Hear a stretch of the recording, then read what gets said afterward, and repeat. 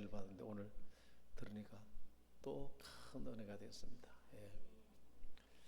강재훈 집사님이 이 찬양하는 이 재능이 이 프로예요, 프로. 그러니까 너무나 참 감사드리고, 예.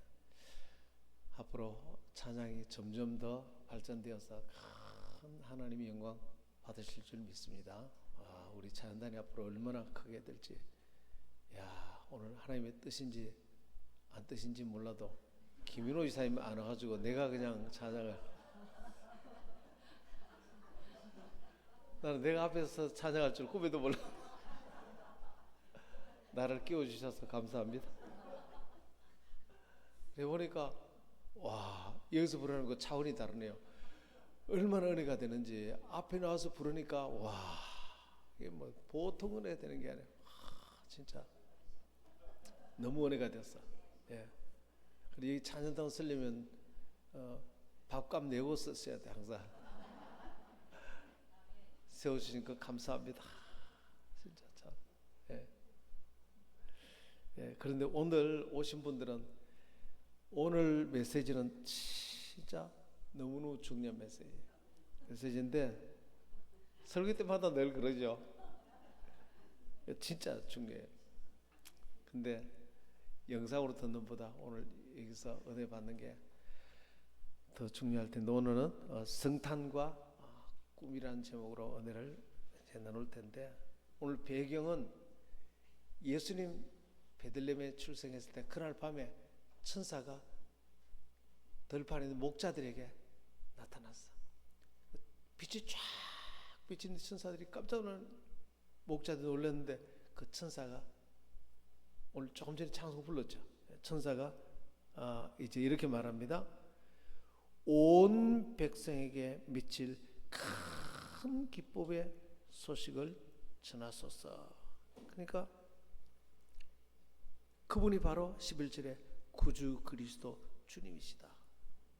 이분이 누구냐 그러니까 온 백성에게 미칠 큰 기쁨의 소식이다. 예. 작은 아이가 큰 기쁨의 소식, 그것도 온 백성에게 듣기만 하면 너무나 큰 기쁨이 되고 너무너무 기쁨이 되는 그런 소식이 이 예수님이 갖고 왔는데, 그 이유가 뭐냐면 바로 그분이 우리의 구주가 되고 우리를 구원하시고 그리스도가 된다. 와, 주님이 되신다. 이 그리스도가 된다. 이 그리스도가 된다는 말은 요즘 계속 설교하고 있죠. 이분이 우리 인생의 모든 문제를 해결하신 분이다. 우리 인생의 가난의 문제, 슬픔의 문제, 모든 문제가 주님을 떠났기 때문이요, 주님 떠난 그것이 죄요, 그렇게 하도록 속여서 우리를 망하게 한 장본인이 마귀다. 이 세 가지가 그때나 지금이나, 지금도 여러분이 만약에 불행이 있다면 세 가지 중 한 개입니다. 그리스도가 오셔서 이 세 가지를 완벽하게 죄를 용서해 주셨고 다시 주님을 만나게 해 주셨고, 그리고 이 마귀를 완전히 멸해버렸으니 이분이 바로 그리스도라는 뜻이다. 그래서 그리스도라는 뜻을 알기만 해도 바요나 시몬아 네가 복이 있도다. 너는 나를 누구로 하느냐? 주님은 그리스도입니다. 네가 복이 있구나. 이것은 하나님이 계시로 알려준 거야. 너는 반석이야. 네 위에 내가 교회를 세울 거야. 지옥의 문이 너를 이기지 못할 것이고 천국 열쇠를 내게 줄 것인데 네가 땅에서 불면 하늘에도 불릴 것이니라.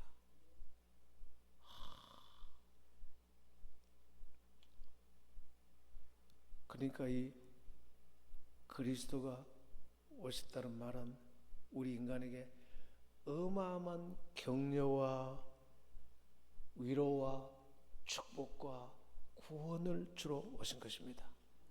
예. 왜냐하면 예수님은 여기에 어떤 인간을 향한 비난도 없습니다. 예수님이 오셔서 우리 인간을 향한 어떤 비판도 없습니다. 오직 여기에는 큰 기쁨의 소식이다. 비판이 있습니까? 우리를 향한 비난이 있습니까? 어마어마한 우리를 향한 격려와 위로와 소망과 축복을 갖고 왔습니다. 왜냐하면 하나님은 죄인을 향해 비난 대신에 구원과 축복과 격려로 다가오신 분이며, 인간의 본성은 자기가 죄인인데도 불구하고 비난으로 다가가면 그 비난을 받아들이지 않기 때문에 주님은 우리에게 격려와 축복으로 다가오신 분입니다. 이것이 놀라운 진리입니다. 아무리 맞는 말이라도 그 맞는 얘기를 전하는 방법이 비난의 태도로 인간에게 다가가면 인간은 받아들이지 않습니다. 오늘 이 놀라운 진리를 깨닫게 되기를 축원합니다. 아무리 맞는 얘기라도 비난하는 태도로 접근하면 인간은 그 옳은 말을 받아들이지 않습니다. 그게 인간이에요. 이것이 영원한 영적인 원리입니다. 그래서 예수는 우리를 비난하지 않으셨어요. 죄인인데도 비난하지 않으셨어요. 오직 우리를 격려와 축복과 사랑으로 다가오셨어요. 죄수들이 그렇게 많은데도 단 한 명도 자기를 향한 비난은 받아들이지 않습니다.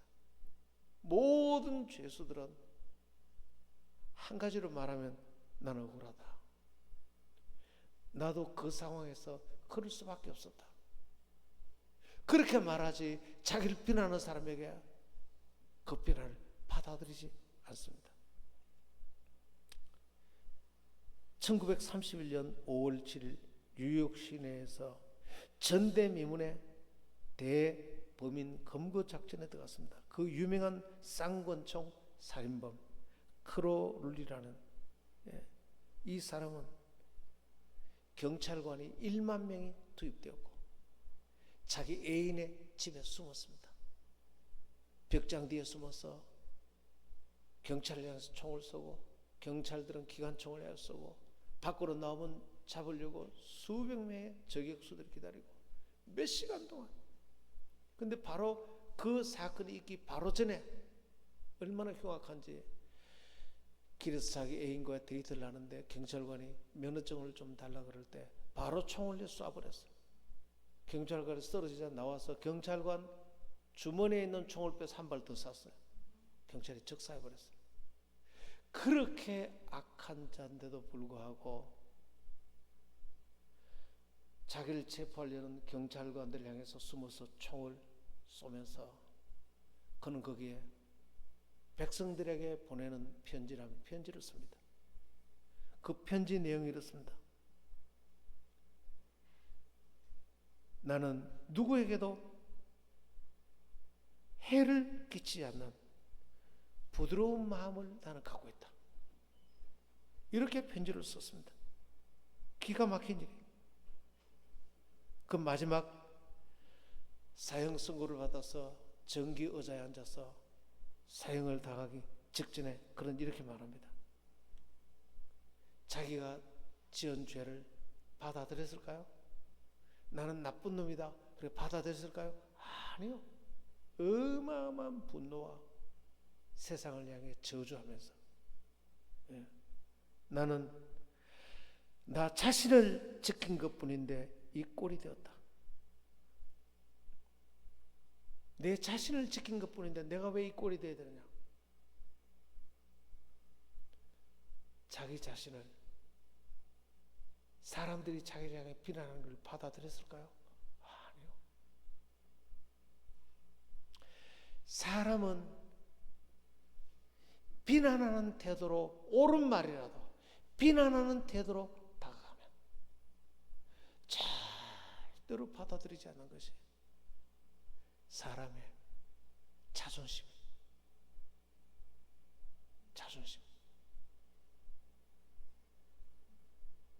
미국의 가장 악명 높았던 민중의 적 시카고 암흑가의 잔인한 갱단 두목, 여러분 알죠? 알 카포네.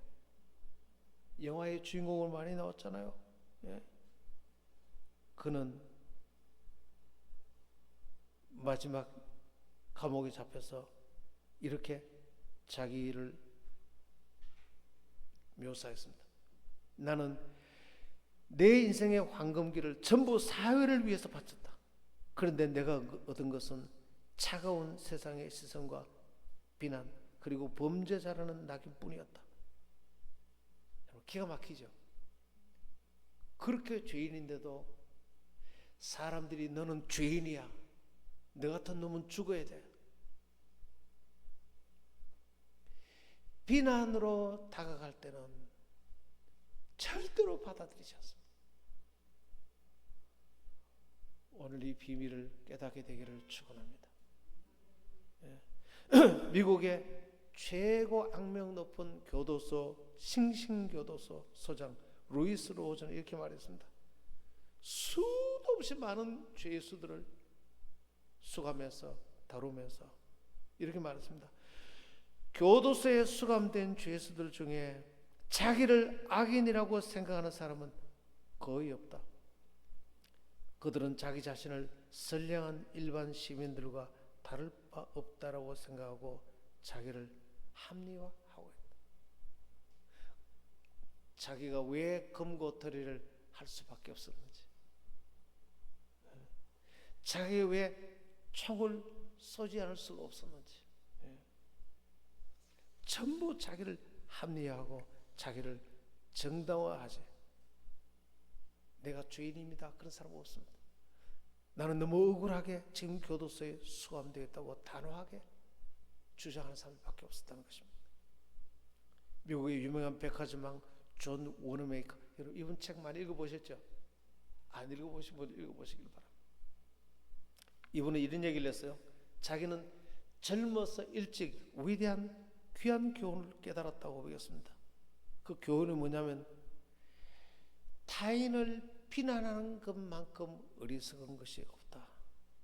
왜냐하면 타인이 아무리 잘못을 저질렀을지라도 100명 중에 99명은 자기 자신을 비난하지 않는다는 것입니다.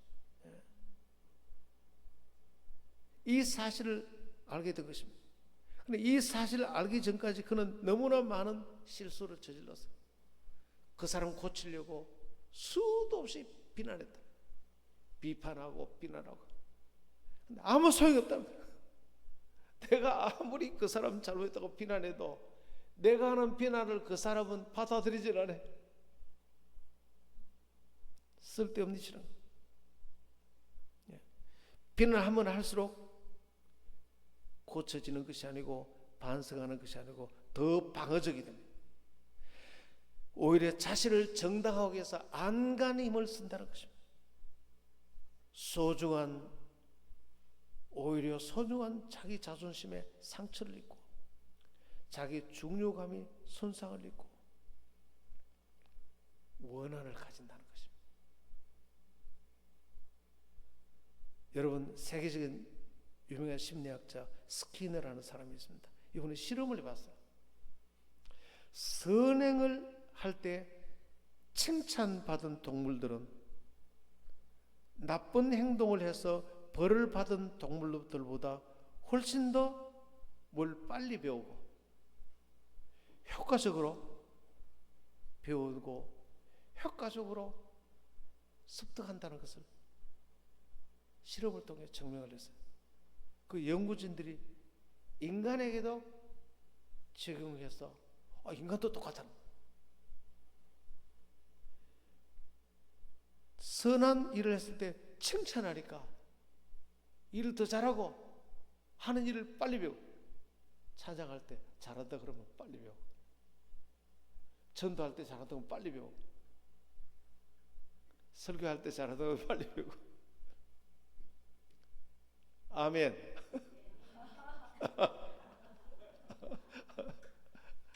아멘하는 분에게 하나님의 복이 임할지어다.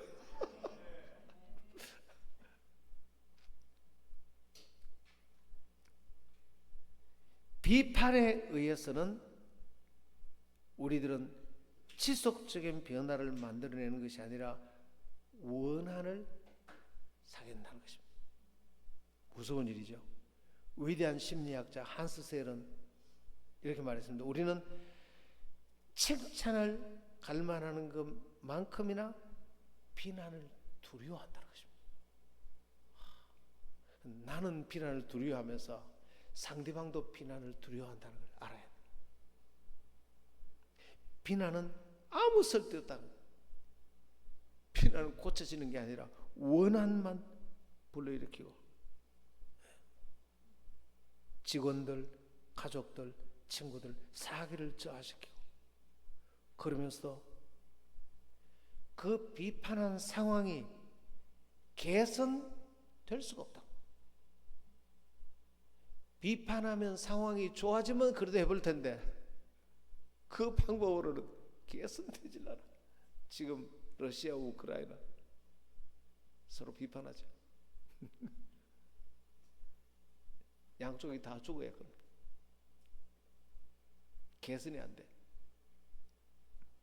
오클라호마주의 존 스톤이라는 회사 안전 담당관, 이분은 종업원들에게 헬멧을 착용했나 안 했나 다니면서 떨어지면 안전사고 나니까 그것을 교육시키는 분이에요. 근데 이분은 가는 곳마다 엄청나게 권위적으로 왜 헬멧 안 써요?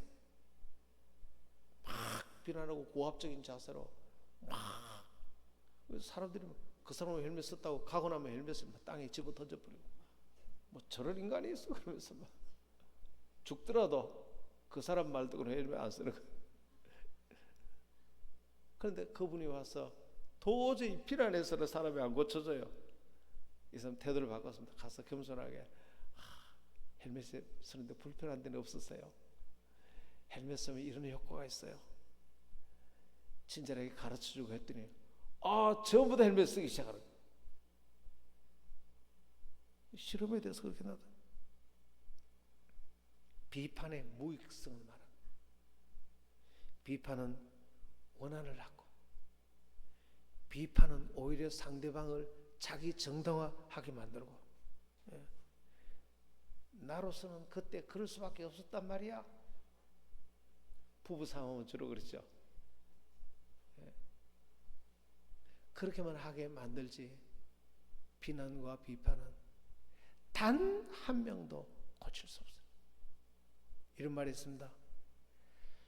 한 마리의 쓸개보다 한 방울의 꿀이 더 많은 벌을 모은다. 비난 한 말을 사용하는 보다 한 방울의 꿀, 격려와 칭찬이 더 많은 사람을 모은다.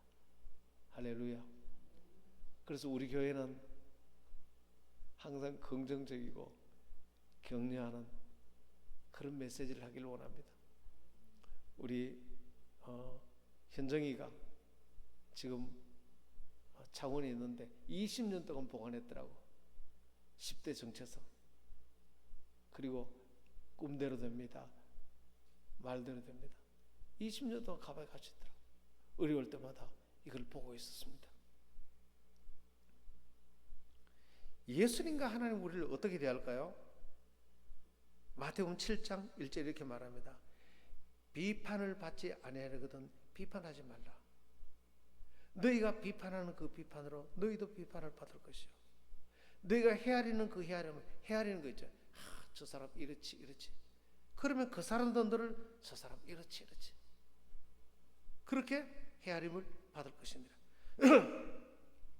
자, 왜 비난하거나 비판하지 말려고 그러느냐 하면, 인간은 처음부터 죄인이에요. 아무리 비난해도 인간이 만들어내는 건 죄 말고는 만들어낼 수 없어요. 전화할 때 전화로는 예 끊고는 참 한심한 놈. 그게 인간이라고. 인간은 만들어내는 게 죄 말고는 만들 수 없어요. 그게 인간이에요. 그리고 인간은 영적으로 죽어 있기 때문에 일어날 힘이 없어요. 여러분, 죽어 있는 놈 아무리 두드러기 패도 죽어 있는 놈에게 일어나라고 비난하면서 팬다고 효과가 있습니까? 살려놓으면 걸으라 안 그래도 걸을 수 있습니다. 할렐루야. 죽어 있는 놈에게 못 걷는다고 패면은 그게 인간이에요. 패지 말고 살려놓으면 스스로 걷고 살려놓으면 착한 일도 하는 것입니다. 할렐루야. 이게 인간의 영적인 원리예요. 그래서 남도 비난하지 말고 자기도 비난하지 말라고요.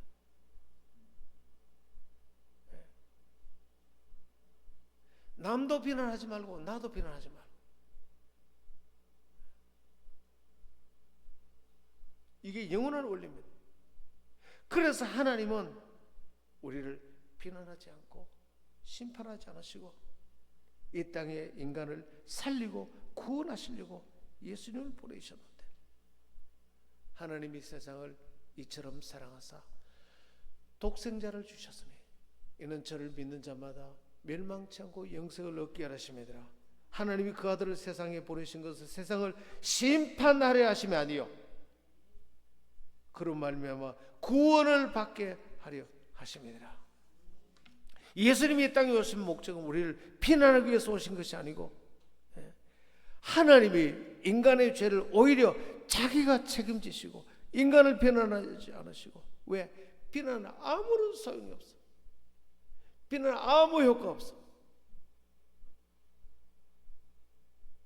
예수님이 죄인을 찾아 구원하러 오셨습니다. 죄인을 한마디도 비난하지 않았습니다. 오히려 죄인을 비난하는 그를 비난했어요. 죄인을 비난했던 바리새인을 비난했어요. 예수님께서 죄인을 한 명도 비난하지 않으시고 죄인을 구원하러 오셨고 병든 자를 치유하러 오셨고 그를 구원하고 살려놓고 치료해 놓으니까 가만둬도 스스로 선을 행하시고 착하게 살고. 여러분, 인간은 영원히 인간을 향해 변치 않는 하나님이 우리를 향한 영적인 원리인 것입니다. 저는 청년 때 예수를 믿고 새 사람이 되었습니다. 예수 믿기 전에는 방황했습니다. 술도 먹고 인생의 목적을 몰라서 친구들하고 노래하러 다니고, 그때 기타 배웠어요. 팝송 부르고 다니고 온통 노래하는 친구들하고 다니면서, 옛날 동아백화점 2층에 청년들만 나가는데 고등학생이 사복 갈아입고 거기 포크송 대회하는 데 나갔는데 양희연의 이루어질 수 없는 사랑 불러서 2등 했어요. 그 돈 받아가지고 저 탁구 치고 그랬어요. 근데 세상을 방황하고 다녔다고. 그대로 살았으면 어떻게 됐어요? 아마 지금 죽었을 거예요. 그런데 예수님이 저를 찾아오셔서 한 번도 저를 비난하지 않으셨어요. 저를 하나님의 아들이라고. 내 살아온 과거는 죄밖에 없는데 첫 마디가 하나님의 아들이라 그러니까 세상에 나를 한 번도 비난, 이렇게 대하다니. 교회를 갔는데 나를 선생님이라 그러더라고요. 내가 어떻게 선생님이 됩니까? 그런데 아동부에 가니까 애들이 선생님 하고 따르다. 청년부에 가도 선생님. 그때 청년부에 나는 나를 회장으로 지었더라고. 부회장은 김영자 씨라고 부회장이 있습니다. 부를 때마다 최 선생님, 최 선생님. 와, 내가 선생님이라고. 교회 가면 권사님들이 내 손을 잡아주고, 아이고 잘 왔다고. 네가 밖에서는 모자를 삐딱하게 쓰고 다니더니 교회를 나왔구나.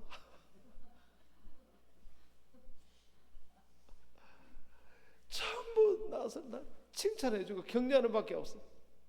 그러니까 교회를 가고 싶어서. 예.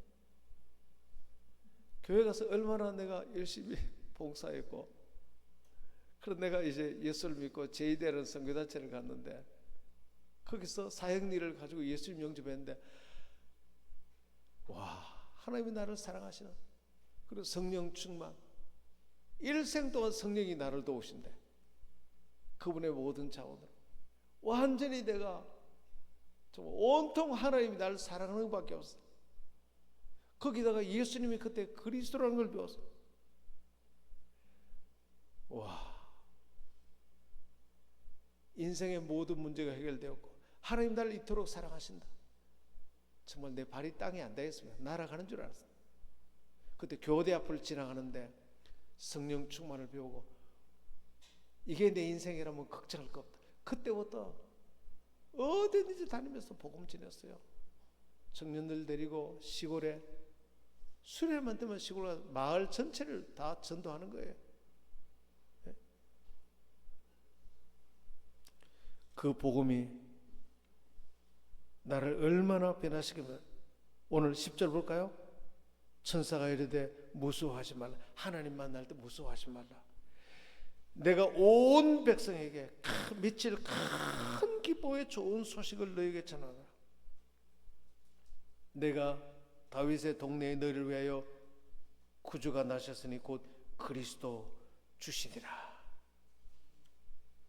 그리스도를 알면 충격을 받습니다. 하나님 우리를 얼마나 선대하는지, 하나님 우리를 얼마나 축복하고 얼마나 격려하는지. 주님은 예수님 안에서 우리가 죄인인데도 불구하고 전혀 비난하거나 비판하지 않는다는 사실을 기억하기를 축원합니다. 거기서 끝나지 않으시고, 그런 적 누구든지 그리스도 안에 있으면 새로운 피조물이라. 이전 것은 지나갔으니 보라 새 것이 되었도다. 이전에 어떤 죄를 범했든지 어떤 실수가 있든지 그리스도 안에 있으면 보라 이전 것은 지나갔으니 새 것이 되었도다. 할렐루야. 새 출발할 수 있는 거예요. 죄가 하나도 없는 사람, 저주가 하나도 없는 사람, 질병이 하나도 없는 사람, 가난이 하나도 없는 사람, 완전히 새 출발하는 거예요. 어마어마한 격려. 그래서 저는 이걸 알았을 때요, 저는 너무 충격받았어요. 인생의 모든 염려, 근심, 걱정 끝. 내 사는 게 문제 없구나. 내가 이런 신분이고 존재라면 내 인생 필요한 거 주님이 다 예비해 놓으셨구나. 와, 진짜 걱정할 것 없네. 그런데 그러니까 옆에 선교훈련 받는 동료가 예수님이 그렇게 좋아요? 그러더라고. 아, 그럼 예수님이 좋지. 이렇게 다 준비해 놓으셨는데. 한번 따라서 네 믿음대로 될지어다. 내 인생에 필요한 것들 다 그렇죠. 믿음 다 준비해 놓으셨어. 그러니까 나오자마자 CC집에 간 80평이 공짜로 딱 준비된. 와, 청년들이 그렇게 많이 왔어요. 그래서 이제 상가를 얻어 갔는데 거기 지하에서 냄새가 나는데 교회가 냄새가 나요. 그러다가 몇 주만 지나면 세상에서 이 교회가 제일 좋은 교회. 좋기는 냄새가 나는데 뭐가 좋아요? 교회가 바뀐 게 아니고 자기가 바뀐 거예요. 그리스도 안에서 새로운 피조물이 되었도다. 이제 어떤 빚이 있든지 어떤 실패가 있든지 그런 적 누구든지 그리스도 안에 있으면 새로운 피조물이라. 이전 것은 지나갔으니 보라 새 것이 되었도다. 오면 안 떠나는 거예요. 얼마나 사람들 얼굴이 밝은지. 얼마나 밝은지. 나는 여러분들이 예수님을 믿고 새로운 피조물이 된 줄 믿으시길 바랍니다. 주님이 교회당을 예비했다고, 그리고 교회당에 가득 차서 준비했다고 믿으니까 또 지산동에 또 교회를 주셨어요. 다 믿음대로 되는 거예요. 믿음대로. 주님을 만나면 주님이 나를 절대로 비난하지 않으신다. 비난하지 않으신다. 주님의 사랑밖에 받은 게 없는데 비난 안 해도 변화되니까 착한 행실을 하고, 비난받을 때보다 훨씬 더 착한 행실을 하고. 제가 주님의 칭찬만 받았는데 예수 안 믿을 때보다는 지금 훨씬 낫잖아요. 그렇지 않습니까? 거기서 또 목사까지 됐으니 예수 안 믿고 돌아다닐 때보다는 훨씬 낫잖아요.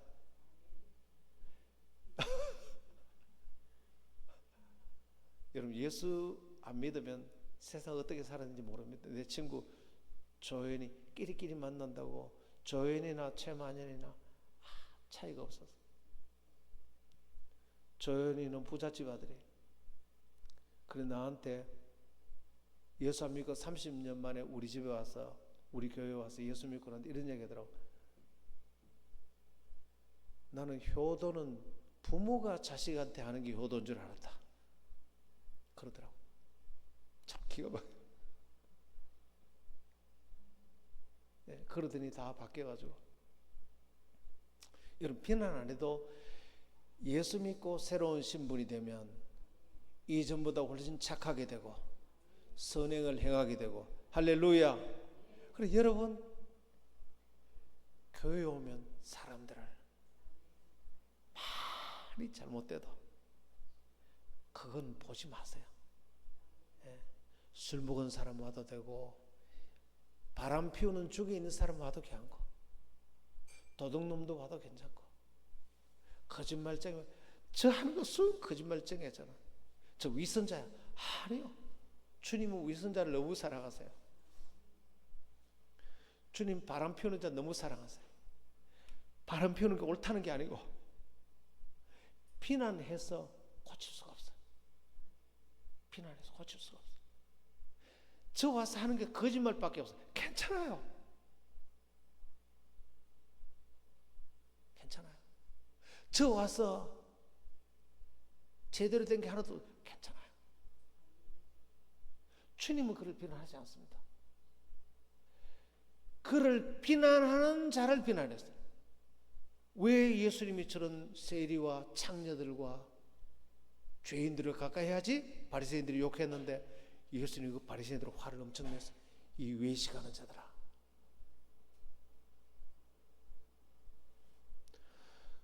오늘 이 원리를 깨닫게 되기를 축원합니다. 누구를 비난하면 그가 변화되지 않습니다.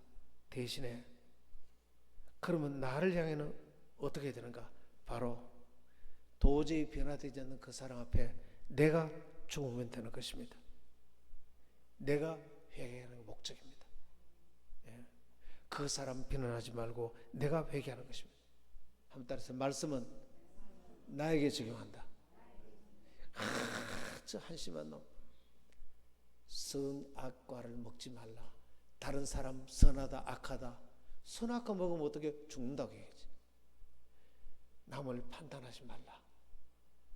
그러면 죽는다. 다른 사람을 비난하지 말고 내가 그 사람을 향해서 어떻게, 내가 죽는 거야. 내가 죽고 내가 회개하는 게 목적이에요. 그러면 가만히 있어도 상대는 변화됩니다. 예. 이 비밀을 알면은 삶이 쉬워집니다. 예. 이 비밀을 모르면 삶이 엄청 어려워집니다. 고쳐보려고 지도 지 자신을 못 고치는 주제에 자기 부인을 고쳐보려고, 지도 지 속을 못 고치는 주제에 자기 남편을 고쳐보려고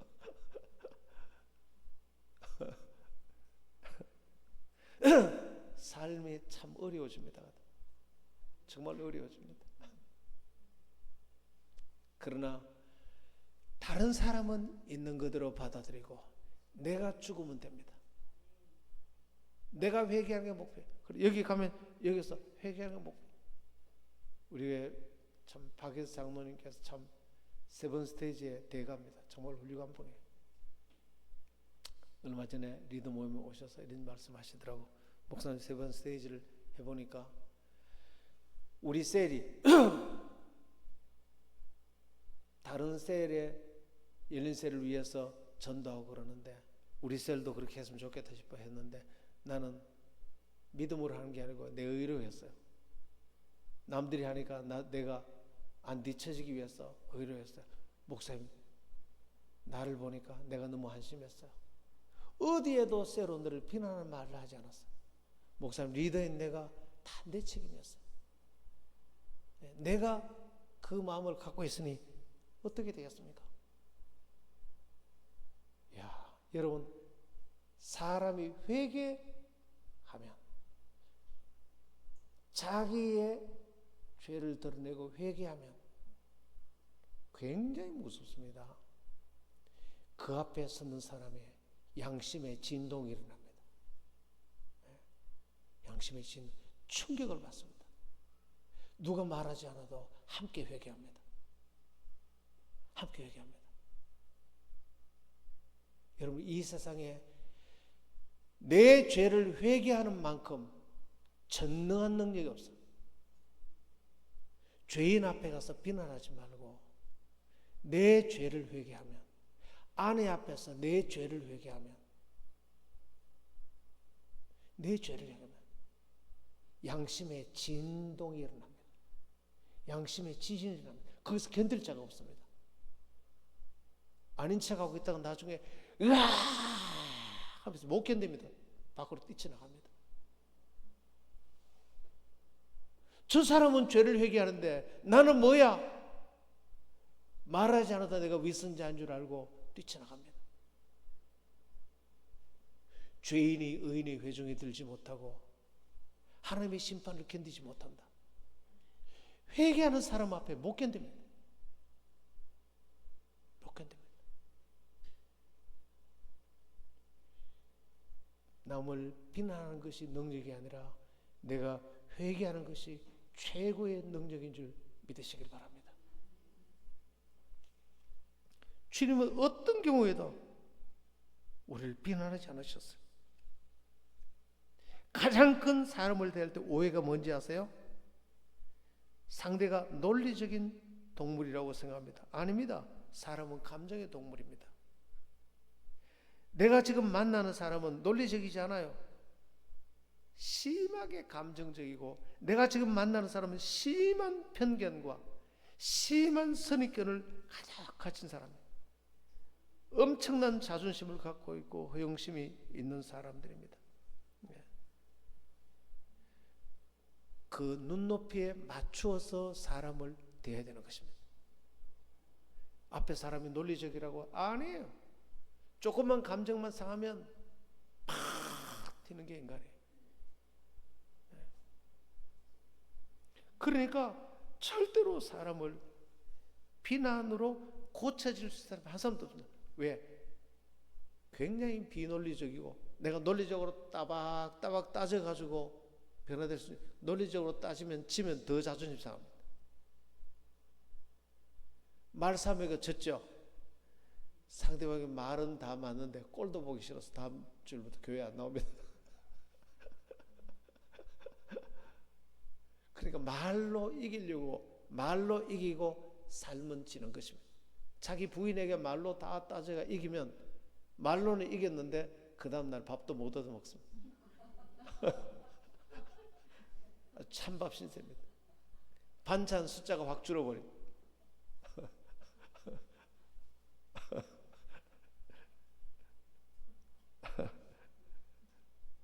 사람은 사랑과 존중으로만 마음을 여는 줄 믿으시길 바랍니다. 세상에 제일 쉬운 게 뭔지 아세요? 비난하는 것입니다. 비난은 바보라도 할 수 있는 게 비난이에요. 비난하는 것은 별로 못 배워도 할 수 있어요. 오히려 원함만 가지고. 그러나 사랑과 격려와 축복과 존중은 모두를 다 변화시키는 것입니다. 그래서 사랑과 칭찬과 격려와 비난은 누구에게 하라고요? 나에게. 내가 죽고, 죽는 것은 내가 죽고, 상대방 잘못한 게 다 보여요. 그러나 비난으로는 고치지 않습니다. 여러분 옆에 어마어마하게 서로 비난하면서 안 고쳐지는 거 보셨죠? 30년 지나도 안 고칩니다. 부부싸움 30년 안 고칩니다.